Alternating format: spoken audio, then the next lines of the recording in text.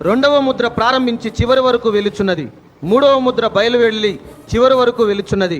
4, 5, 6, 7 ప్రతి ఒక్కటి చివరి వరకు వచ్చి ముగించబడుచున్నవి. గడిచిన కాలమంతయు చుట్టబడి వాటిలో ఉన్న సమస్త మర్మములు అంత్యకాలమందు విప్పబడుచున్నవి. ఎఫెసు సంఘకాలం ఉంది.